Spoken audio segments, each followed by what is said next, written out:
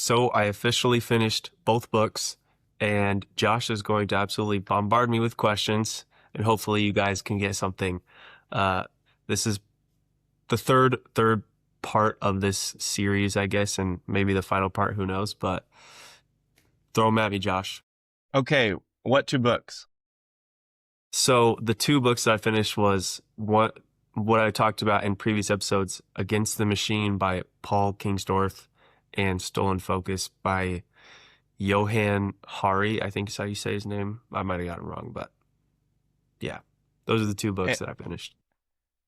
And I think my follow-up question was, what were your key takeaways after Yes, finishing the so books? Like them, hate them, thoughts? I now that I'm thinking, I have another takeaway as well. I have my main takeaway from Stolen Focus was that big tech companies are trying to build models around us to, in certain terms, hack our mind, which seems kind of like out there in sci-fi. But to be honest, they want us to spend more time on tech because that's how they make more money. So the whole setup of the industry is such where the more time you spend on your screen and less time in the physical world, the more money they make. And so it's not that they're always intentional about trying to get people to be less active, but the way that they make profit is you spending more time on money on screens. So it just happens to work that way. Um, so my goal is to destroy that model of myself in big tech and like reduce the time that I'm spending on screens. Um, for Against the Machine, my biggest takeaway, which I talked about in a previous podcast, was not just not just giving into progress for progress sake, sort of to question if progress has to be constant. Progress is not necessarily a bad thing, but if you're trying to move forward as a society in certain ways just because you think it's where you need to go, questioning like where you're going is important. Um, and another key takeaway from both is that it's important to filter information that you receive. Uh, Interestingly, I was, after reading two books on tech and the machine, um, I was on Reddit listening or reading some comments on these two books and also on Goodreads, which is where you can say, like, you can leave comments and reviews on books. And there were so many people, well, there was a lot of people hating on these books on Reddit. And so then I went to the 1-star reviews to see why people hated on it. And what's super interesting is Stolen Focus talked about how we are drawn towards negative content. And I really wanted to read the 1-star reviews versus I didn't even take time to read the 5-star reviews. So it was just interesting because a lot of people were hating on the books for certain reasons. And then other people were like enjoyed the book for the same reason. So it's important to like filter in your own mind what you think is genuine, and sometimes, people are just going to hate for the purpose of hating. Uh so yeah, I tried to take everything that those books said, like with a little bit of a grain of salt, because I don't want to just automatically believe every single piece of evidence that they present, but the general principles I agree with. So yeah, that was a long way to say those are my two takeaways. I think my follow-up was, did you enjoy the books? But I'm going to change that to, what were some of the 1-star criticisms, and did you think they were invalid criticisms or just very subjective, like I liked it or I disliked it kind of stuff? Yeah, so some of the 1-star criticisms for Stolen Focus were he talked about ADHD, and he said that, which I was so confused by these comments and reviews, because they were like, he absolutely disregarded all of like what people who have ADHD go through. Um, he's completely wrong about what causes it. And what he was saying was that, like, yes, there are genetics, but also the environment has a huge impact on kids who are diagnosed with ADHD. And I was like, would you, like, who would disagree with that strongly Do to you leave, actually like, know if there are genetics? There um, could be. I've just never actually heard somebody actually pinpoint genetic information involved. it's kind of like that. It's like there is no way to disprove genetics, but also no real Mm, way to actually prove genetics. So I'm like, okay, if part of it is genetics, that's totally fine. Like, that's reasonable. But your environment definitely has a huge part to play in people who are diagnosed with ADHD. And so I was just really confused why people were getting so mad about that. And even they were like, I'm a mom of an ADHD kid, and I just stopped reading as soon as he started. I was like, okay, then you didn't get to the last part where he said, yeah, I can definitely see both sides of the argument. mm, Because he started one way, and then he talked about the genetics as well. And then he was like, there's a lot to say that your environment plays a huge part, but I mean, you can also argue that there's some genetics as well. And so the people who are like, I didn't finish it. And I was like, obviously you didn't finish it because you didn't read the last part. And then for Against the Machine, which actually going back to Soul and Focus, what's very ironic is that in this book, they talk about how the content on the internet is pushed that's like, again, the most negative. And so then it makes you react. And me reading those comments, obviously, I'm not really the person who comments on anything, like at all, unless it's, one of my friends who posted a YouTube video and it has like 4 views, which has happened like 2 times. Um, but it made me get a little upset with those people, even though they have no, it's not my book. I didn't write it, like I have nothing to do with this book. And yet I was like, what are you talking about? Like, why are you trying to hate so much? And so it made me a little angry at them. And then I was like, what am I doing? I really don't care. Like, who is this person? This person probably lives like 2,000 miles away. I'm never going to see them in my whole life. So that was really interesting because it literally was proof of what he was talking about in the book. Yeah, but then Against the Machine, some of the 1-star reviews were he talked about from a Christian perspective, the whole book had underlying Christian morals and just a Christian foundation. And so there were a ton of people who were like, I mean, it was okay, but mm. I kind of hated the fact that he came from a Christian and all this stuff. And so that was really the biggest thing that I saw in those comments was just they wished he would be more secular. But it's like, who cares? Like, it's a book, like he can do whatever he wants with the book. Hmm. So that was interesting. And there were other general comments that talked about how like he's wrong about Western cultures. Things have been horrible for a long time. And true, but also the And compared to monks what? and well, so he's talking about how Western culture has kind of moved progress really fast and broken down the communities that people used to have.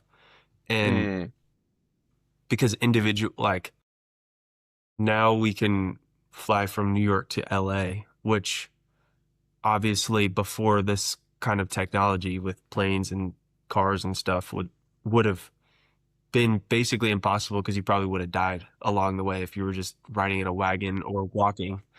Um, so he's talked about how that has ruined individual communities and therefore caused dependencies of all of us on huge corporations because of progress. Like we want to move forward and then no one knows how to do anything anymore. Everyone's dependent on these corporations for every single thing, like food, shelter, water, all this stuff.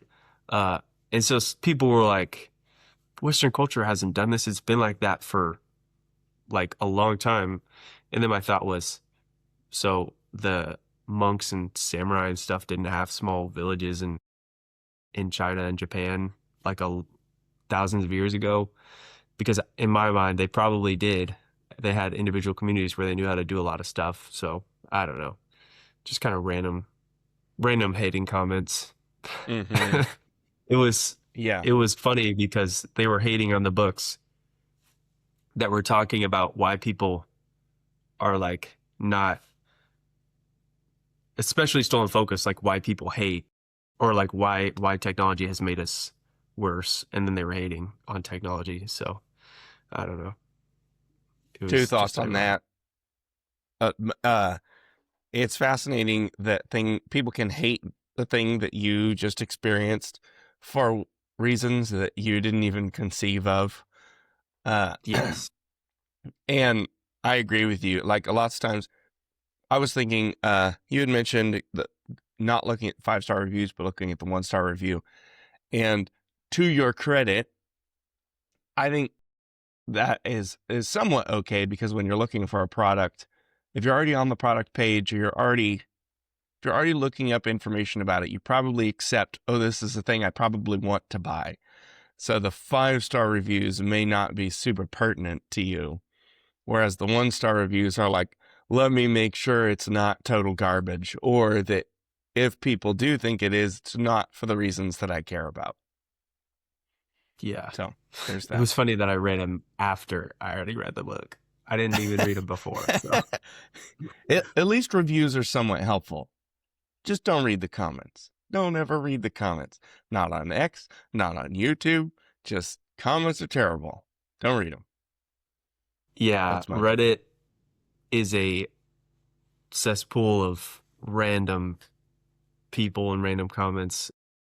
But one thing I mentioned off air, which I do want to mention here, is stolen focus and against the machine. I experienced like a very, very small piece of what I had been reading last night. My wife and I were sitting on the couch, and she was reading a book. And so I was sitting there and I was like, I'm not being productive right now. I need to go either find my book or get my computer or something so that I can do anything to be productive. And then after that thought, my next thought was, well, who says that I have to do that? What if I just sit here and do nothing for a second? And so for 10 to 15 minutes, I was just sitting there, not literally not doing anything other than sitting next to my wife. And it was nice because it's like trying to rewire my mindset from productivity. I always have to be productive. I always have to stay busy, to sometimes it's okay to literally do nothing and just, I was just thinking about stuff randomly, and occasionally stealing glances at her book and reading over her shoulder and annoying her. No, I'm just kidding. But yeah, it was a cool but very small uh scenario that made me think about the books that I just read. And did you enjoy being, what did you say, like non-productive for 10 minutes, or did it bore you out of your school? I mean, it was a little boring at first because I kept thinking like, oh, what if I got my book? And then once like after a couple of minutes, I was like, it's all right. I enjoy this because, you know, I think long term it will help me to continue to rewire my mindset from always be productive. And so I would say like any habit, it's harder at first, but the more I do it, the more like my 5 minutes every morning of just doing nothing, it has helped me to be more open to not being productive every second of the day, but also not just like vegging out either. Because Mm-hmm. watching TV shows and stuff, is not necessarily productive, but for some reason, you feel like you're actually doing something, but it's not at all. And so this, like just sitting there and not doing anything, feels totally alien, but it's worth it, I think. This is like the Instagram or TikTok science, or TikTok whatever, is that it's like faux learning. Like you learned it enough that it ran through your eyeballs and your brain one time, but it makes you feel like you're learning, but you really did not learn anything. Uh, you learn something you might be able to mention at a cocktail party, and that's about it. As if people have cocktail parties anymore. Yeah, because Yeah, now all the parties are on their phone. right. In my mind, when you talk about like needing to not do anything versus being productive, do you think that you can make doing nothing into a task, or making connections with people its own task, and thereby continue to always have to be productive, but get different results, get healthier results? Yeah, I I can tend to be the person who will hang out with someone for a specific amount of time and then be done right away. Like as soon as the time, not timer, but as soon as the time hits, whatever, which feels a little less genuine. But recently, I've been trying to not look at my phone or not look at the time when I'm hanging out with someone if I can. Obviously, like if I have two meetings in a row, I have to. That's just like that's part of how the world works. But if it's, I don't really have anything going on after, this is someone I genuinely want to build relationships with, then I kind of just set my phone to the side and don't look at the time so that I can, be immersed in the conversation. Um, I don't, Do you have that yeah. experience if you don't have your phone on you? Like if you left your phone in the car or whatever? Do I have that experience? Yeah, like if you don't have your phone, does it even enter your mind to like, unless it's clearly been a very long time? Honestly, yeah, no, it doesn't. Like if I leave my phone somewhere, then I don't even think about it. But even if my phone's not on, see, that's the annoying thing about the pull of Mm-hmm. phones is even if it's not on face down on like the counter or the table or something, it's there.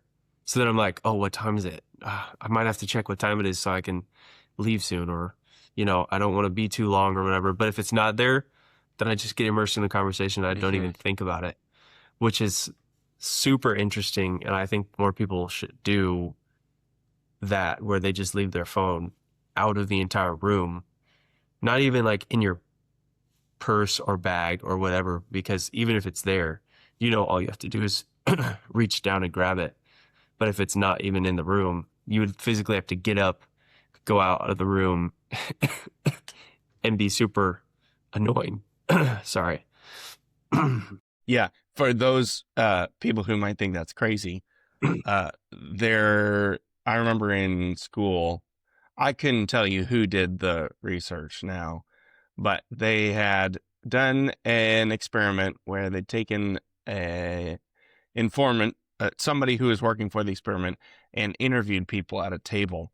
And the treatment group, the interviewer had their phone, wasn't even on, a phone just laying face down on the table. And the, what do I mean? The non-treatment group, um, they did not have the presence of a phone. And part of the post-interview questionnaire was like, how did you rate the interaction with the interviewer, and what was your kind of like relational satisfaction with the interviewer? And the people who had gone through the interview while there was a phone, just a phone sitting on the table, consistently reported that their experience was less notable, less positive than the people who didn't. Like relational satisfaction was less, and they connected less or related less with the interviewer. So yeah, we're pretty trained. Just the presence of a phone can make things weird. Don't have your phone at Yeah. the dinner table.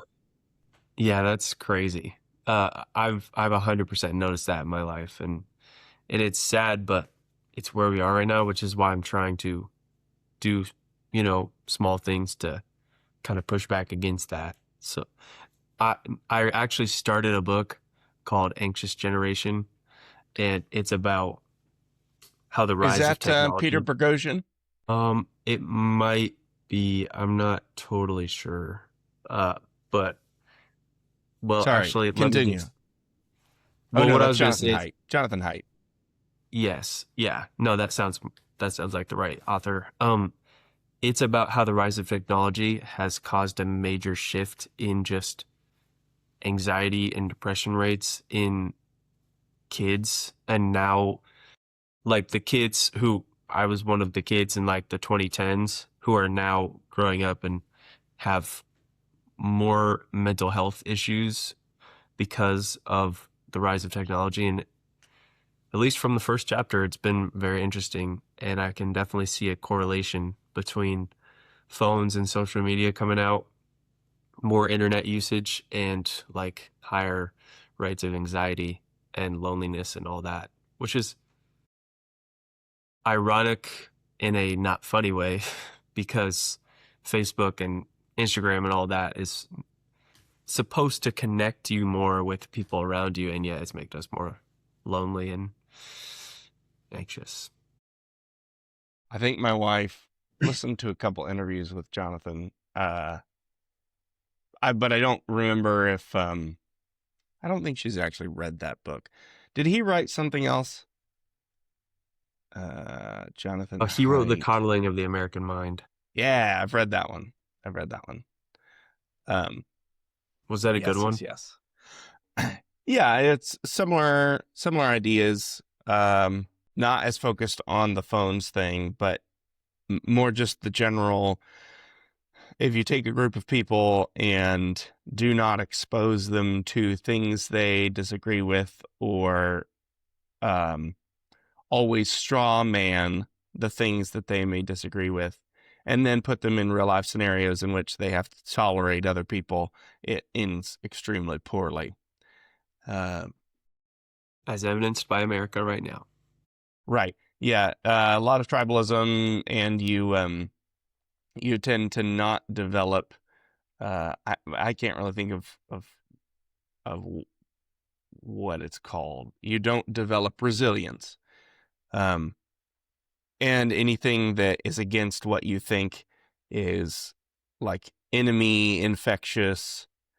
It's kind of like the mental version of the physical immune system. Like if you've not been exposed to the thing and then you get exposed to the thing, your body tends to freak out and overreact.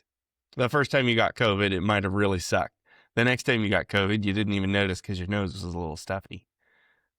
That's obviously not true for everybody, but many people, that's the case. Like it still exists, but nobody's testing for it. Nobody knows because almost no one had similar symptoms the second time to the first time.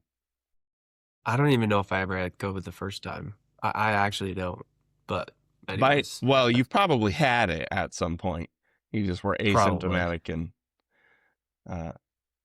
or you're just weird. Very, very weird. But Well, no, I'm I weird mean anyways, but it was a good book, but I don't know that at this point it sounds like you kind of already know that. There's sometimes when you read a book and you get through it, it may have an interesting point or two, but you're like, okay, I kind of got those ideas elsewhere. I've encountered those ideas elsewhere. yeah. But every generation has to discover those things in new ways. So it's hard to predict what's going to get them interested. So let's see. I asked you about productivity, and could you make productivity more healthy? Let's see. You mentioned questioning where you're going, so not doing progress for the sake of progress. Can you define that a little better? Yeah. Or is that basically I don't just want to do tasks to remain busy? Well, I think even as a society, questioning progress just for the sake of progress, and in this case, even as an AI entrepreneur, I always go back to AI because right now, AI is, there are ways that it is very much helping us and ways that it is very much hurting us. So in my mind, if we don't like take a step back and question the motives behind why people are producing better and better artificial intelligence systems and where those systems might lead, we will be in a place where we're vegetables, like humans. And I'm not saying that right now AI is taking all of our jobs. I think right now there's an opportunity for people to learn AI and do more valuable things at their job. But if we don't take a step back, then there will be a point in which we're all vegetables. And like all we do is just sit in front of screens 24/7, like get almost no sleep because we already we already get almost no sleep, and we just take in entertainment the whole day while AI does the things like, making our food, getting us, building us houses, uh, doing our jobs. And so that's kind of the biggest argument right now in my mind of why we should question progress for the sake of progress. Because even some of the leading scientists in AI have concerns about where AI is going, but then they just continue to push forward. And so I don't really understand that, because if you have concerns, then why aren't you stopping to think about the AI that you're literally creating is going to become, uh, instead of just continually creating better AI and trying to build a better system. And I think it was Against the Machine, he said that he talked to a couple of AI scientists, and they they were questioning why they were building AI, but they felt like they just had to bring new technology in. Like they had to bring in the era of new Mm-hmm. technology. There was no other reason other than they felt like they needed to, even though they were concerned about where AI was going to take us. And so I'm not trying to be a fear monger at all, because I think AI can be used for a lot of good right now, even if there are definitely some ways that it can be used for bad. But I am just saying that people need to like think about where it can go if we're not serious about uh, questioning our motives. I think that also ties in well with your other point, which was the like figure out where you're getting your information from. Uh, like if it's coming from AI or it's coming from whatever, is this really a good source? It may be helpful if true. How do you test it? Et cetera, et cetera. Yeah. How do you not just AI, but in general, how do you sleuth through? Oh, we both had an experience with someone who had information, and we had a series of discussions on the validity of the source. How? What do you think about when you think through how to trust a source and how to find trustworthy sources?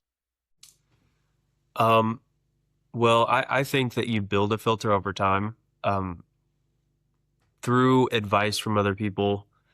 So, well, this is part of the reason why some people have, in my opinion, bad filters, because they grew up in an environment where certain things were said to have been true and other things were said to have not been true, uh, because of either parents in their life or like authority figures in their life or whatever. And then it leads to them making decisions that are morally questionable. Whereas other people who've grown up in an environment where the opposite was true, you know, they might be making more, I don't want to say acceptable choices, because sometimes people can get like all up in arms about what is acceptable, but you know what I mean. Mm-hmm. So I would say your filter is built through experience. Like I go do this thing that someone told me to do. It doesn't end up well. Okay, I'm not going to do that again. So next time someone tells me to do something in a similar vein, I'm going to filter that out, say no. Versus I went and did this other thing. It worked out well. Okay, I'm going to go do that. And then also quite I would say like questioning everything at the beginning. So when you hear something, not always automatically assuming it's true.